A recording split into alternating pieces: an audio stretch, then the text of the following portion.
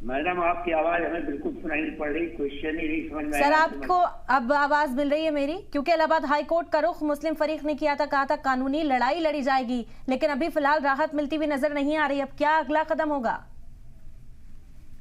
देखिए ऐसा है, हमारे सामने जो भी ऑप्शंस ओपन हैं, इसके लिए अंजुमन इस्लामिया कमेटी इसको देख रही है और वो हर ऑप्शंस को एक्सप्लोर करेगी, यकीनन करेगी। और जाहिर है हम जुडिशियल तरीके से ही कोशिश करेंगे, अंजुमन इस्लामिया कमेटी कोशिश करेगी कि इस मुल्क के अदलिया से हमें इंसाफ मिले।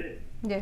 और जो एक्ट है 1991 का, जिसको पार्लियामेंट ने यूनानिमसली पास करके कानून बनाया कि 15 अगस्त 1947 में जिस इबादत गाह, जिस पूजा स्थल की जो स्थिति थी, वही स्थिति यथास्थिति रखी जाएगी। उसमें किसी किस्म की छेड़छाड़ गैर कानूनी होगी। ये बनारस की जिलाई अदलिया, इंतजामिया और हुकूमत की साजबाज से ये छेड़छाड़ की गई है और ये वायलेशन है, एक्ट का खिलाफ वर्जी की गई है। हम समझते हैं अंजुमन इस्लामिया कमेटी इस खिलाफ वर्जी के खिलाफ जो कानूनी चाराजोई है वो करेगी और जो भी तंजीमें हैं, मिली तंजीमें हैं, फैसला बोर्ड है, जो भी है, सब उसके साथ उसकी मुआवनत से खड़ी है। ठीक ठीक है। आज देखा भी गया कि प्रेस कॉन्फ्रेंस में खिताब करते हुए अपनी अपनी बातें रखी, उस पर भी चर्चा करेंगे तफसील से। डॉक्टर रेनू का भी मौक़िफ़ जानना चाहेंगे, क्योंकि मुस्लिम फरीक की ओर से मुसलसल कहा जा रहा है कि अभी अदालत की जो लड़ाई है वो बाकी है, कानूनी जो विकल्प हैं उन सभी का इस्तेमाल किया जाएगा, लेकिन इस सब के बीच में पूजा की इजाज़त हिंदू फरीक को मिल गई है।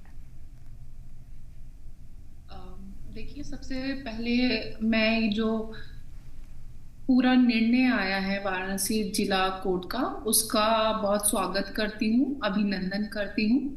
और मुझे लगता है कि ये संवैधानिक तरीके से अभी पिछले कुछ समय से या बहुत लंबे समय से जो धार्मिक आधार पर संवेदनशील मुद्दे चले आ रहे थे, उनको रिजॉल्व करने का, उनको सुलझाने का अपने आप में एक बहुत ही शांतिपूर्ण तरीका है, एक बहुत ही संवैधानिक तरीका है।